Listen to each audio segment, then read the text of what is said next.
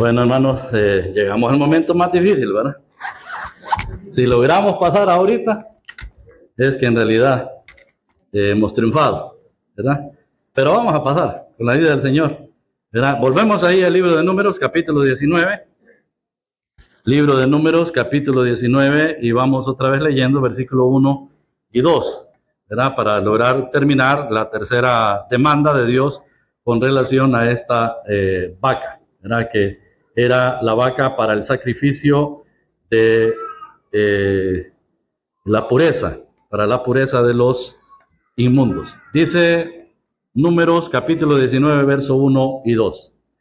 Jehová habló a Moisés y a Aarón diciendo: esta es la ordenanza de la ley que Jehová ha prescrito, diciendo: di a los hijos de Israel que te traigan una vaca alazana, perfecta, en la cual no haya falta, sobre la cual no se haya puesto yugo. Quiera el Señor bendecirnos nuevamente con su palabra leída.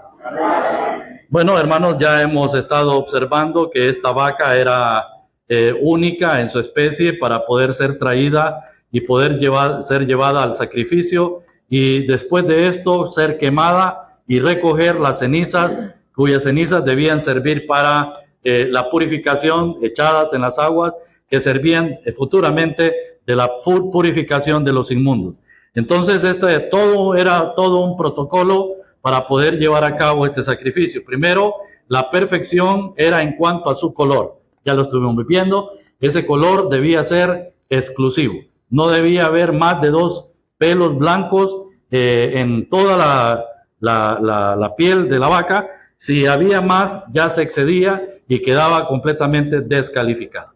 Y eso nos habla de la vida, del testimonio del Señor Jesucristo mientras estaba aquí en la tierra. Nadie podía señalar al Señor de algún pecado, de algún error, porque Él no se confabuló, no se mezcló, no contribuyó para que las personas pudieran señalarlo, ¿verdad? Cometiendo cosas de las cuales Él tuviera que avergonzarse. No, el Señor fue una persona que vivió una vida íntegra, una vida santa, una vida recta, una vida obediente delante de la sociedad que le rodeaba, y eso incomodaba, por supuesto, a las sectas que en aquel entonces estaban ahí, como los fariseos, saduceos, escribas y otras sectas que surgieron, y que sectas que surgieron en el tiempo de el silencio, entre Malaquías y el Nuevo Testamento surgieron todas esas sectas. Muy bien, ya hemos visto entonces el color, hemos visto la perfección en cuanto a su aspecto físico. No debía tener falta alguna, no debía haber piernas perniquebradas, no debía haber sarna, por ejemplo, ¿verdad? Ni ninguna otra cosa en la piel que pudiera afectar. Y todo esto pues lo hemos aplicado, que Satanás busca dañar la persona del Señor Jesucristo, levantando mensajes como desde que el inicio quiso destruir al Señor Jesucristo siendo niño, ¿verdad? Matando tantos niños allí en Belén, porque dice que la Escritura en el relato que de 2 años abajo Herodes mandó a matar a los niños, porque él esperaba que entre todos esos niños que iban a ser muertos también iba a ser incluido el Señor Jesucristo. Pero ya conocemos, Jesús estaba en Egipto, el Señor había hablado a José y a María que viajaran a Egipto para ser guardados de Herodes, que quería quitar la vida al niño. Y luego pues cuando ya Herodes murió y todos los que procuraban la muerte del Señor, el ángel habló otra vez a José que regresara, porque los que procuraban su muerte habían muerto. Y ya no vinieron a Belén, sino a Galilea, en Nazaret, donde el Señor se creció. Cosa que confundió a las masas en Israel, porque decían: de Nazaret ha de salir algo bueno, porque ellos leían en las Escrituras que de Belén y de la familia de David. Pero ¿dónde nació el Señor? Bueno, nació en Belén, ¿verdad? Y también era descendiente de la familia de David, y cosa que desconocían muchas personas en el tiempo del Señor Jesucristo. Se crió en Nazaret, ¿verdad? Pero no era nazareo. No era nazareo. Se le llamaba nazareno, ¿verdad? Porque descendía de Nazaret, pero no era nazareo. Es que el voto nazareo era aquel voto que hacían los hombres que se dejaban crecer el cabello, ¿se acuerda? Por un tiempo dejaban ese crecerse el cabello, no pasaba navaja sobre su cabeza mientras cumplían los votos de su nazareato. Pero una vez terminado el voto nazareato, llevaban a cabo todo lo que requería, los votos que eran sacrificios, ¿verdad?, de animales para poder ofrendarlos, y luego pues era rapada su cabeza de el nazareo, y dejaba de ser nazareo y volvía a su vida normal. Del Señor no se dice que él era nazareo, que haya hecho voto de nazareato, no se dice. Él era un hombre común como las demás personas que podía confundirse entre sus discípulos, tanto que Judas tiene que dar señal a los que iban a aprender al Señor, que al que yo besare en su mejilla, ese. ¿Por qué? Porque él estaba igual que Juan, ¿verdad? Igual que Pedro, igual que Jacobo, igual que Judas, que los demás, ¿verdad? Porque se parecía, ¿verdad?, en su aspecto, porque no eran nazareos, eran personas normales. Entonces, ¿de dónde nace eso de que el Señor tenía pelo largo? Nace de la tradición, ¿verdad?, y doctrina católica que hace creer que el Señor tenía cabello largo. Veo por los videos muchas veces que salen cantantes ahí alabando al Señor y con pelo largo porque ellos quieren identificarse al Señor. No, es un ridículo. Eso es un ridículo. La Biblia dice que el hombre debe usar cabello corto y la mujer cabello largo, porque a la mujer le es honroso y al hombre le es deshonroso dejarse crecer el cabello, ¿verdad? Entonces Dios quiere que en sala evangélica no salgan hombres que quieren andar con cabello largo, porque el Señor también era cabello largo. Como dice hermano Carlos, el Señor no era melenudo, ¿verdad? Era normal, porque no tenía voto de nazareo. Era un hombre que vino a hacer la voluntad de Dios sin pecado, pero que podía identificarse con las demás personas. Bueno, vamos adelante, y el tercer aspecto aquí es, hermanos, es que él era perfecto en su calidad de vida. Su calidad de vida tiene que ver con que él no llevó yugo, en el cual dice no se haya puesto yugo, ¿verdad? Entonces, hermanos, sobre la cual no se haya puesto yugo, nos habla de una vida que no estuvo sometida a nada ni a nadie en la tierra. El Señor no se sometió, no estuvo subyugado, aunque los israelitas en calidad de nación estaban bajo el yugo romano, ¿verdad? Roma había conquistado a la nación de Israel. Bueno, en realidad Israel vino desde que fue llevado cautivo por los babilonios, ya de ahí para acá dejó su libertad y comenzó a estar de imperio, imperio y imperio, ¿verdad? Estuvo en el imperio babilónico bajo el yugo, luego estuvo los griegos bajo su yugo, luego los medos y los persas bajo su yugo, y por último los romanos. En tiempo del Señor tenían subyugada la nación. Pero aunque la nación estaba subyugada al imperio romano, el Señor no vino a ser subyugado de nadie, porque Él era el Dios todopoderoso que había venido a esta tierra a cumplir la obra que el Padre le había encomendado. Entonces, hermano, es muy importante, ¿verdad?, que sobre esa vaca no debía haber habido yugo. El yugo tiene una relevancia que representa el sometimiento a algo o a alguien. El que el Señor nunca haya estado bajo el yugo se refiere a su vida. Él no tiene manchas y en su obra él jamás ha estado bajo yugo. También su juventud. Él representa a aquella vaca, o aquella vaca estaba representando al Señor, ¿verdad?, que era una becerra. Y como becerra todavía no había sido puesta bajo el yugo. Y el Señor también, en su época, en su tiempo, él fue adolescente, niño, adolescente, le vemos a los 12 años allí en el templo cuando habían venido a Jerusalén, y luego lo vemos ya a los 30 años, ¿verdad?, siendo bautizado por Juan el Bautista, y de los 30 años le vemos ahora comenzando su ministerio. Y allí pues él está en 30 años, un hombre, una mujer de 30 años, ¿cómo se considera? Hoy, todavía joven, en el vigor de su fuerza, de su juventud, ¿verdad? No es que después de los 40, 50 ya estamos terminados, ¿verdad? ¿Verdad que no, hermano Leonardo? Hermano Leonardo está en la flor de su juventud, comenzando, ¿verdad? La segunda etapa. Sí, bueno, hermano, el Señor representado por esa vaca, estaba en la fuerza, en su juventud, en la lozanía, no había sido sometido al yugo. Las vacas también eran utilizadas en Israel para realizar trabajos domésticos de arar la tierra y eran puestas bajo el yugo también, ¿verdad? Entonces, pero el Señor no fue enyugado, y eso representa, hermanos, que el Señor Jesús jamás se enyugó ni con el mundo, ni con Satanás, ni se enyugó socialmente, ni religiosamente, ni culturalmente, no se enyugó con la filosofía de aquel entonces, tampoco con la educación de aquel entonces. Jamás ha estado el Señor bajo el yugo, ¿verdad? Tampoco fue subyugado por Satanás.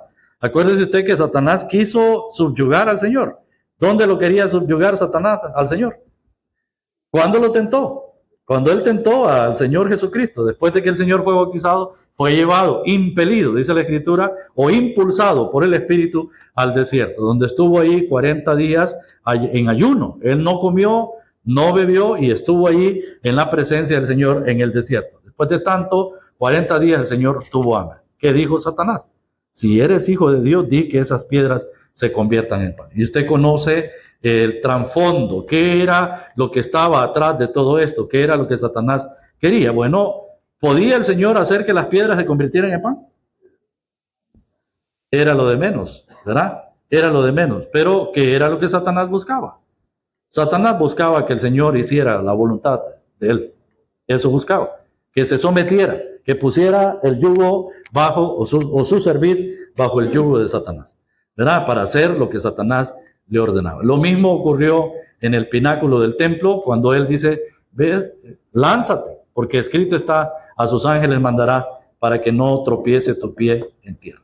El Señor dice, no tentarás al Señor tu Dios, no tentarás. Y lo último que Satanás busca es que el Señor le rinda homenaje, pleitesía, adoración a él, ¿verdad? De todo esto te daré si postrado me adorarás. Era tan ridículo Satanás pensando que el Señor lo iba a sobornar, ¿verdad? Que se le iban a abrir los ojos, de decir, bueno, voy a ser dueño de todos los reinos de la tierra. Hermano, era tan minúsculo, tan pequeño lo que Satanás le estaba ofreciendo al Señor, cuando el Señor es dueño de todo el universo. Cosas que sabemos, que conocemos y que no conocemos. Porque todo el sistema planetario se han hecho descubrimientos, pero no está descubierto todo. Solo conocemos parte del universo que ha sido creado por el Señor. Si hay vida en otro lado, no lo sabemos. Solo el Señor lo sabe. Que el Señor puede tener otro mundo diferente a nosotros en otra parte y no lo sabemos. Pero sí sabemos nosotros que este mundo en el que vivimos es minúsculo, es pequeño, comparado a los otros planetas que han sido descubiertos. Júpiter, por ejemplo, es enorme.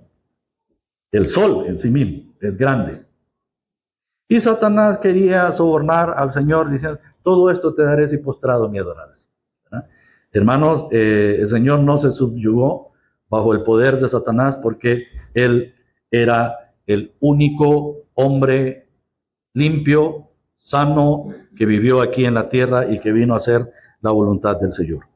A diferencia, hermanos, el Señor Jesús jamás se subyugó en el mundo social, religioso, ya lo dijimos, ni cultural, ni filosófico, ni educativo, tampoco con Satanás o con el pecado.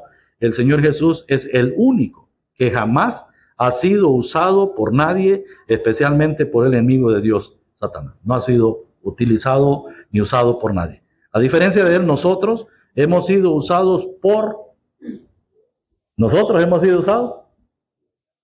Satanás, por el pecado, la carne, ¿verdad? Hemos llevado el yugo del pecado desde el momento en que nacimos. Hemos sido vendidos al pecado.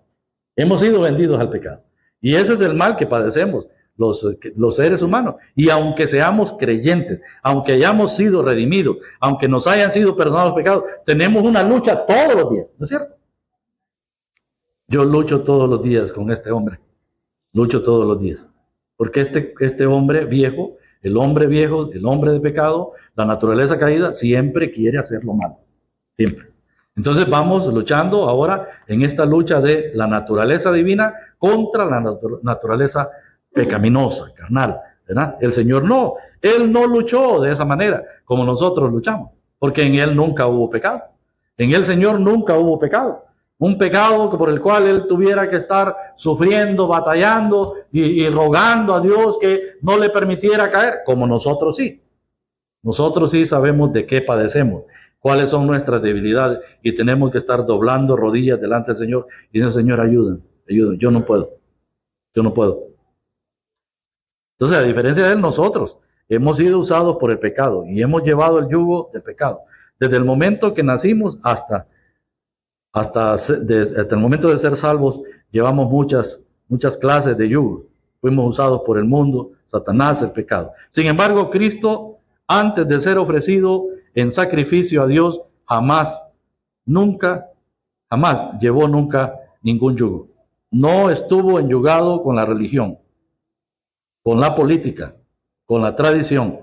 Lo mismo anhela el Señor de su pueblo, que no se enyugue con nadie que no sea Él. ¿Recuerdas? El Señor dice en Mateo capítulo 11, texto 28, llevad mi yugo sobre vosotros y aprended de mí, que soy manso y humilde de corazón, y hallaréis descanso para vuestras almas. Ahí está. Si hay un yugo que el Señor sí anhela llevar, es el yugo con que está enyugado con nosotros.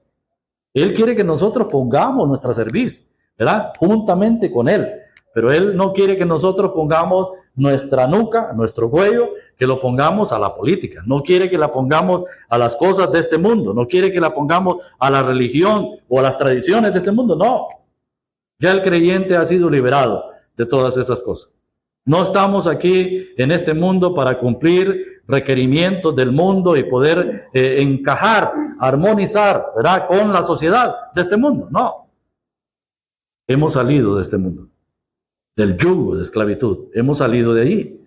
Y como hemos salido de ahí, ahora nosotros sí tenemos un yugo, y ese yugo es el del Señor. Hacer la voluntad del Señor. Someternos bajo el Rey, ¿verdad? Nosotros somos sus súbditos y Él es el Rey. Y Él es el quien da las órdenes a cada uno de nosotros. Lamentablemente, tenemos que admitir y reconocer que muchas veces nos salimos del yugo, ¿verdad? Nos salimos. Porque queremos hacer nuestra propia voluntad. Lo mismo anhela el Señor con su pueblo, que no se enyugue con nadie que no sea Él. 2 Corintios 6, 14, que lo conocemos, ¿verdad? Muy bien, dice, no os unáis en yugo desigual con los incrédulos.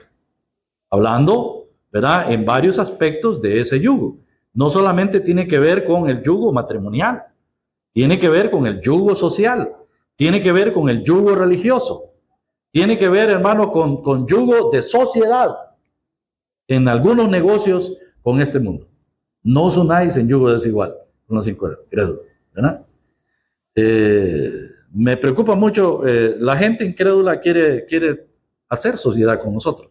Los incrédulos quieren aliarse con nosotros. Nosotros tenemos un negocito ahí, llegó un hombre y me dice, mire, yo quiero hablar con usted, porque quiero hacer alianza con usted. Solo me acordé de la alianza de los Gabaonitas. Es que lo que pasa es que el incrédulo ve que si el creyente está trabajando de una manera que le va bien o de una manera, ¿cómo es la palabra? Honesta, quieren ser parte. Pero lo que el incrédulo va a hacer es dañar. Entonces no es que no se puede. Había un hermano en la fe, incrédulo, y me dice, míreme, yo tengo un dinero, tengo un capital, me dice, y me gustaría ponerlo a trabajar con usted. No, es que no podemos entrar en sociedad con los incrédulos, no. Le digo yo, ¿y cuándo va a empezar usted a ir a los cultos? ¿Cuándo va a aceptar al Señor? Pero si usted acepta al Señor, podría ser, pero así como incrédulo no podemos, ¿verdad? Entonces, no os unáis en yugo desigual con los incrédulos. El Señor, por supuesto, cumplió con sus deberes aquí mientras estuvo en la tierra. Por ejemplo, Él pagó los impuestos. Pagó los impuestos cuando llegaron a cobrarle ahí y nos manda a nosotros a ser responsables también con eso, ¿verdad? No nos manda a ser políticos. Él no nos manda a ser proselitistas. No nos manda a hacer campañas. Tampoco a presentarnos como candidatos, ¿verdad? Porque la sociedad dice, es que mire, usted así como es creyente, así como es usted creyente, es honrado, usted nos puede representar. Y hay muchos creyentes que se la creen, ¿verdad? Muchos creyentes que se la creen y dicen, no, mire, es que el pueblo me pide, el pueblo me clama, ellos quieren que yo también participe porque yo les voy a ayudar. ¿A dónde queda esto, hermano? ¿Dónde va a quedar? ¿Dónde va a quedar? Va a quedar mal, va a quedar mal. Hay un hermano que ya está en la presencia del Señor, ¿va? Ahí en las Autosas, cuando nosotros empezamos ahí, a él le gustaba mucho estar en patronato. A él le encantaba andar haciendo obras aquí y lo otro y en la comunidad, ¿verdad? Y entonces una vez, lo último que él hizo, porque siempre lo andábamos machacando, y lo último que él hizo fue el alumbrado eléctrico. Y salió mal. Salió mal porque lo acusaron de que parte del dinero él se había quedado con ese dinero. Mire, allí está. Con el incrédulo uno no puede asociarse porque el incrédulo al final siempre sale hablando. Hace bien o hace mal, el incrédulo siempre dirá, sí, robó. Robó poco, pero robó. ¿Y el incrédulo? ¿Y el creyente? ¿En qué queda? Solo porque pongan su nombre en una placa ahí. No, yo prefiero que mi nombre esté en la placa allá arriba en el cielo, no aquí, ¿verdad? Y entonces, ese es con los incrédulos. Yo creo que nosotros en la comunidad donde vivimos, sea en la colonia o en la residencia, donde quiera, podemos colaborar, podemos aportar, pero prestarnos para formar parte de esa directiva nos va a dejar mal sabor, va a dejar mal sabor, ¿verdad? Entonces, sí tenemos que pagar nuestros impuestos y Romanos capítulo 13, texto 7 al 8 dice que debemos pagar nuestros impuestos. Al que tributo, tributo. Al que honra, honra. Debemos hacerlo, ¿verdad? El Señor, como decíamos, pagó sus impuestos según Mateo 17, 24. Usted quiere anotarlo. No debemos prestarnos para la política, pues el Señor dijo que su reino no es de este mundo. ¿Verdad? Según Juan 18:36, él dijo, mi reino no es de este mundo. Y la iglesia, aunque vive aquí en este mundo, no es del mundo. ¿Recuerda usted lo que dice el Señor de los suyos? En Juan capítulo 17, en el mundo están, pero no son del mundo. No te pido que los quites del mundo, sino que los guardes del mal.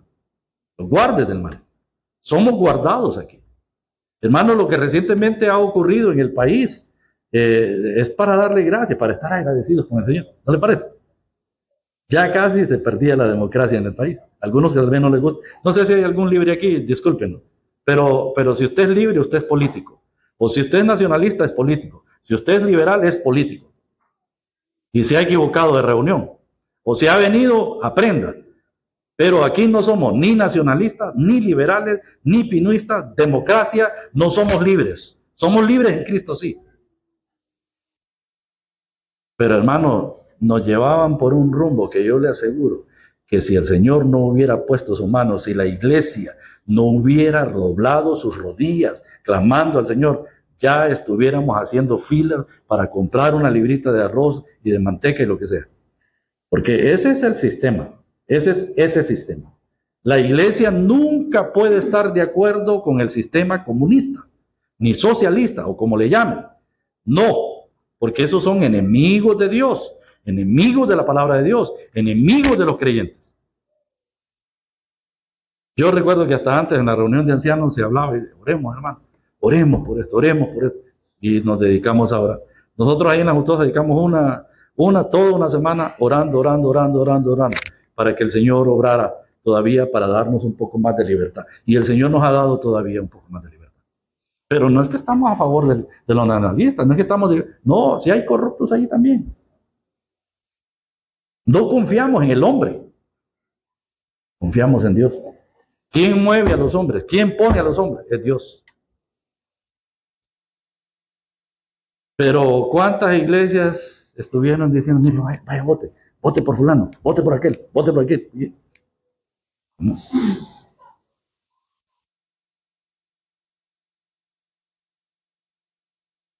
Entonces, siguiendo al hombre,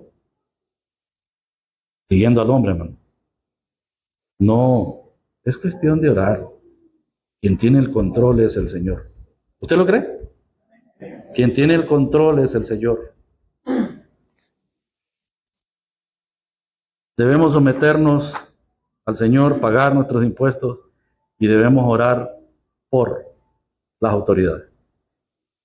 Este gobierno que ha estado, que recién va a salir, hemos orado por ellos. Hemos orado. Y estamos orando por este nuevo gobierno que entra.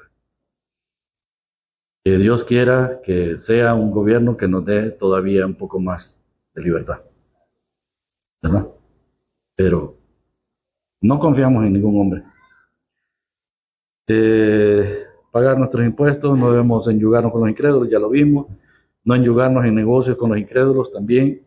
Como ejemplo, vaya Josafat. Usted recuerda que Josafat se enredó con Acab, ¿verdad? Josafat se asoció con Acab. ¿Quién era Acab? ¿Ah? Era impío. Josafat era impío. Era un impío. Rey del norte, ¿verdad? Pero él había seguido todo el patrón establecido desde Jeroboam, el que hizo pecar a Israel. Así, ese mismo patrón. Y luego que se casa con una mujer que lo inducía al mal, a pecar. Y Josafat, el hombre de Dios, del reino de Judá, un hombre que estaba haciendo un buen reino en Judá, no analizó, no pensó y se asoció con el hombre que aborrecía a Dios y a sus profetas. ¿Qué pasó? ¿Qué pasó? Dios tiene que reprender severamente a Josafat. Tiene que reprender. Y a través del profeta le dice, al impío prestas ayuda y amas a los que aborrecen a Jehová. Cuidado, hermano. Cuidado. Hay hermanos que no quieren tener nada que ver con el Señor. Se han apartado del Señor. Andan impíamente allá afuera. ¿Podemos asociarnos con ellos? No podemos asociarnos con ellos. Gente que aborrece a Dios. No podemos. Porque es estar en contra de Dios. Josafat es un ejemplo de eso. Mandato apostólico, según 1 Tesalonicenses 4:11, dice, y que procuréis tener tranquilidad y ocuparos en vuestros negocios y trabajar con vuestras manos de la manera que os hemos mandado. Eso es lo que el apóstol Pablo nos enseña en la dirección del Espíritu Santo. Preferible trabajar solos, luchar solos, confiar en el Señor, porque las medias, como dijo alguien, ni en las piernas a veces quedan buenas. ¿Verdad? Salimos mal con eso. Muy bien, dejamos ahí, volvemos a capítulo 19 de Números y vamos a ver allí el versículo 4, el versículo 3. A observar este asunto de las cenizas de la vaca alazana. Dice capítulo 19, verso 3, y vamos a ir para leer ahí hasta el versículo 9. Dice, y la daréis a Eleazar el sacerdote, y él la sacará fuera del campamento, y la hará degollar en su presencia. Y Eleazar el sacerdote tomará de la sangre con su dedo, y rociará hacia la parte delantera del tabernáculo de reunión con la sangre de ella 7 veces. Y hará quemar la vaca ante sus ojos, su cuero, su carne, su sangre, con su estiércol hará quemar. Luego tomará el sacerdote madera de cedro, e hisopo y escarlata, y lo echará en medio del fuego en que arde la vaca. El sacerdote lavará luego sus vestidos, lavará también su cuerpo con agua, y después entrará en el campamento y será inmundo el sacerdote hasta la noche. Asimismo, el que la quemó lavará sus vestidos en agua, también lavará en agua su cuerpo, y será inmundo hasta la noche. Y un hombre limpio recogerá las cenizas de la vaca y las pondrá fuera del campamento en lugar limpio, y las guardará la congregación de los hijos de Israel. Para el agua de la purificación es expiación.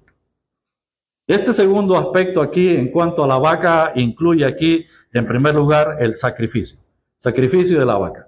Sacrificio de la vaca era que la vaca debía ser presentada al sacerdote. Ya la habían inspeccionado, habían visto su piel, su pelaje, todo estaba de acuerdo al mandato de Dios. También ha visto su cuerpo, está perfecto, no hay falta en este cuerpo. Y han revisado también su nuca, su cerviz, y ven que no ha sido puesto yugo.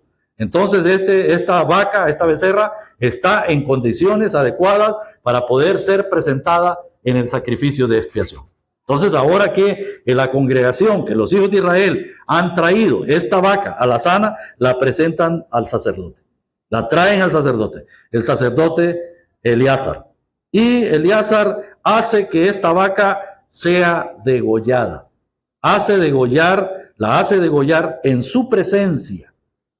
Y Eleazar, el sacerdote, texto 4, tomará de la sangre con su dedo y rociará hacia la parte delantera del tabernáculo de reunión con la sangre de ella 7 veces. Primero, hermanos, aquí encontramos el sacrificio. La vaca es presentada al sacerdote, el sacerdote la hace degollar delante de su presencia y ahora pues él toma esa sangre y con su dedo y la rocía 7 veces enfrente del tabernáculo de reunión. Y esa es la expiación, la purificación del tabernáculo de reunión, con esa sangre de esta vaca que ha sido rociada. Nos detenemos un poco aquí. Hermanos, esto representa fielmente a la persona del Señor Jesucristo cuando estuvo aquí en la tierra, ¿verdad? Él fue presentado, fue entregado. Y la noche que el Señor fue capturado, allá donde se encontraba él, en el huerto, en el Valle de Cedrón, allí llegó Judas con aquella turba de soldados y alguaciles, los principales sacerdotes, con espadas y palos, y prendieron al Señor. Y ahora que lo han prendido, lo traen. ¿Delante de quién? ¿Ah? ¿Del sumo sacerdote que era en aquel momento? Anás y Caifás. Habían 2 sacerdotes, porque uno era el yerno y el otro el suegro. Y ahora pues allí están, hermanos, lo presentan ante el sacerdote. ¿Qué hace el sacerdote con el Señor la noche que está allí? Lo interroga. Interrogó al Señor, allí estuvo delante interrogando al Señor Jesucristo y el Señor callaba, él enmudecía, él no hacía nada por defenderse. Vinieron muchos allí para presentar acusaciones falsas en contra del Señor Jesucristo y el sacerdote dice: ¿oyes lo que estos dicen? ¿Oyes las acusaciones? ¿No respondes nada? Dinos, ¿eres tú el Hijo del bendito? ¿Qué dijo el Señor? Tú lo has dicho. Y os digo que desde ahora veréis al Hijo del Hombre sentado y viniendo en las nubes a la diestra de Dios. Y el sumo sacerdote rasgó sus vestidos y mandó a bofetear al Señor Jesucristo, porque dijo que había dicho blasfemias. Blasfemias dice. Y ahora que dice blasfemias, incita a los que están ahí, dice, es digno de muerte. La gente, ¿verdad? Estaban allí incitados por el sacerdote, sumo sacerdote, ¿verdad? Anás. Hermano, es un cuadro palpable. Por supuesto que este sacerdote en el tiempo del Señor Jesucristo no era ni el remedio de lo que era el sacerdote Eleazar en el Antiguo Testamento. Sacerdote Eleazar era un sacerdote de Dios, un hombre de Dios, un hombre que estaba haciendo la voluntad de Dios, que estaba cumpliendo el requerimiento de llevar a cabo el sacrificio de esta vaca que el Señor estaba demandando que fuera degollada. Ahora este sacerdote es un sacerdote impostor. Este sacerdote en el tiempo del Señor era un sacerdote que representaba a las masas malignas que estaban en contra del Señor, impulsados por Satanás. Estos sacerdotes, Anás y Caifás, en el tiempo del Señor no eran sacerdotes de Dios. Estos eran sacerdotes impuestos por el maligno, por Satanás, que estaban para sacrificar al Señor Jesucristo. ¿Sabe por qué, hermano? Ya el sacerdocio para el tiempo del Señor Jesucristo había prácticamente sido desechado de parte de Dios. Ese sacerdocio ya no formaba parte de lo que el Señor había establecido en el Antiguo Testamento, porque ellos se habían apartado de Dios, de su palabra, y no estaban cumpliendo todo lo que Dios decía en el Santo Libro. Entonces estos eran sacerdotes del maligno, con apariencia de que eran de Dios, pretendían ser de Dios. Ellos querían hacer creer a todos los israelitas que ellos eran hombres de Dios, pero eran hombres de Satanás. Sino la acusación del Señor Jesucristo: vosotros sois de vuestro padre el diablo, porque los deseos de vuestro padre queréis hacer, porque él ha sido homicida y padre de mentira. Y cuando habla mentira de suyo, habla. Eso eran esos sacerdotes. Esos representaban al pueblo. Esos representaban a todos los judíos. No eran puestos por Dios. Esos eran puestos por Satanás. ¿Verdad? Porque el verdadero sacerdote, hermanos, era el mismo Señor Jesucristo. Él era el sacrificio y era también el sacerdote. Él era el sacerdote, del cual estaba siendo representado por Eleazar en el Antiguo Testamento. Ahora el Señor era ese sacerdote y también era la vaca alazana que estaba siendo preparada para el sacrificio. El sacerdocio israelita fue desechado de parte de Dios, y cuando el Señor Jesucristo muere en la cruz del Calvario, porque fue sentenciado a muerte, fue degollado, allí crucificado en la cruz del Calvario, hermanos, Dios determinó dar fin al sacerdocio levítico. Y ahí termina el sacerdocio levítico, porque dice que el templo, el velo del templo, se rasgó en dos, de arriba hacia abajo. ¿Qué representaba ese velo? Según la carta a los hebreos dice que Dios abrió el camino hacia el lugar santísimo, ¿verdad? Y eso no fue solamente a través del velo que abrió lugar al lugar santísimo, o sea, aquí en la tierra, en el tabernáculo terrenal, sino que ahora el velo era el cuerpo del Señor, que había sido rasgado, que había sido sacrificado, que había sido crucificado en el Calvario. Ahora era el camino abierto, expedito, amplio para el lugar santísimo en el cielo. Vemos Hebreos capítulo 10 para que lo concordemos bien.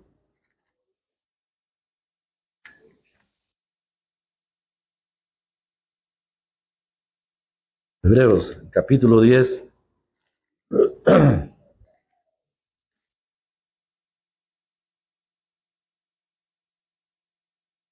Y el versículo 19. Dice 10:19. Así que, hermanos, teniendo libertad para entrar en el lugar santísimo por la sangre de Jesucristo, por el camino nuevo y vivo que Él nos abrió a través del velo, esto es, de su carne. El velo aquí era su carne, que fue rasgada por los látigos, por los clavos, por los golpes. El cuerpo del Señor fue totalmente desfigurado, degollado. Su sacrificio fue un sacrificio completamente terrible. Era terrible el sacrificio. Alguien comentó de que cuando el Señor estaba colgando en el Calvario, no se identificaba qué era lo que había ahí colgado en ese madero. Las películas que tratan de imitar el sacrificio de Cristo en la cruz de Calvario no son ni siquiera el remedio de lo que realmente el Señor padeció, porque el Señor había sido totalmente desfigurado. Su cuerpo, su rostro, sus espaldas. Imagínense que fue atado al poste por los soldados romanos y ahí le infligieron azotes en su espalda, que de tal manera que su espalda sangraba, era desgarrada la piel de su espalda. Eso significa que el Señor fue degollado, sacrificado terriblemente, tanto que el Señor, cualquier persona normal, común y corriente, en esos azotes, primeros azotes, hubiera caído desmayado y posiblemente muerto. Pero el Señor fue la víctima preparada que iba a cumplir esta obra hasta llegar al Calvario. Y aún en el Calvario, al Señor no le quitaron la vida. Fíjense qué cosa, después de todo el padecimiento, de toda la tortura al que fue sometido, el Señor no murió por la tortura a la cual fue sometido. Él murió porque Él quiso entregar su vida. Lo había dicho en Juan capítulo 10 y texto 17. Dice, este mandamiento recibí de mi Padre. Nadie me quita la vida. Tengo poder para ponerla y tengo poder para volverla a tomar. Ah, hermanos, cuando el Señor está en la cruz del Calvario, hubieron varias cosas que ocurrieron. Por ejemplo, Él tuvo sed y corrieron a empapar una esponja en vinagre y acercar, pero no quiso beberla. Y el Señor, viendo que ya todo había sido consumado, dice Juan, entonces lanzó un gran grito. No sé qué tan fuerte sería ese grito, pero fue un grito que se podía escuchar, viendo, consumado es. Y la obra fue consumada. Después que él hubo lanzado ese grito de que su obra había sido consumada, entonces dice que dijo al Padre, en tus manos encomiendo mi espíritu. Y expiró. Ahí murió.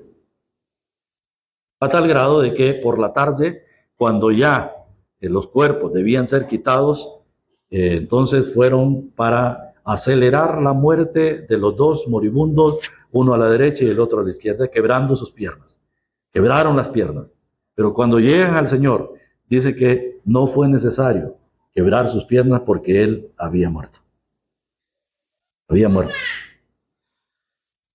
Hermanos, el sacrificio de Cristo es el punto central del sacrificio de esta vaca. Es el sacrificio que nos ha dado a nosotros la redención, la salvación, el perdón de nuestros pecados. Nos ha dado la vida eterna. Sin ese sacrificio no tendríamos ninguna esperanza. Pero Él murió por nosotros. Él murió por mí. Él murió por usted, sí, pero murió por mí. Y hasta mientras uno no está tan consciente de que Él murió por mí, los efectos de la obra de la cruz, del sacrificio de Cristo, no pueden ser validados en la persona que dice ser creyente. Hay personas que dicen ser creyentes y siguen como creyentes, pero no son conscientes de lo que Cristo hizo por ellos. Por eso les cuesta ser agradecidos. Por eso les cuesta obedecer. Por eso les cuesta servir. Por eso les cuesta cambiar. Por eso les cuesta dejar el mundo. Por eso parecen creyentes, pero parecen mundanos. El que está consciente de lo que Cristo hizo por él, se entrega sin reserva. ¿No es cierto, hermano? Y no se avergüenza. Ya le podrán criticar, le podrán decir lo que quieran decir, le dice, no, yo sé a quién he creído. Estaba acordándome que, solo una cosita así rápida. Mi hermano Leonardo dice que el 87 comenzaron, en enero 25, 87, comenzaron esta asamblea. Pero me acordaba yo que esa es una fecha crucial para mí también. En el 87, mientras ustedes comenzaban la asamblea aquí, yo empezaba a correr en el batallón porque a mí me reclutó el batallón en el 87, en febrero del 87. Ahí hubo una decisión que yo tuve que tomar. A mí me dijeron, aquí deja la Biblia y se comporta como soldado, o ve qué hace. ¿Y sabe qué decidí yo, hermano? Seguir con mi Biblia. Yo seguí con mi Biblia. El Señor estuvo a mi lado y Él me sacó adelante. Pude dar testimonio allí. No me avergoncé. Muchas veces me tocó lágrimas, pero el Señor estuvo conmigo. Yo miré su mano conmigo. Entonces, hermano, cuando uno es consciente de lo que el Señor ha hecho, no importa dónde esté, cómo esté, de qué le toque vivir, el creyente es creyente y no se aparta de él a pesar de que los tiempos sean duros o contrarios, podemos permanecer firmes. Que el Señor nos bendiga.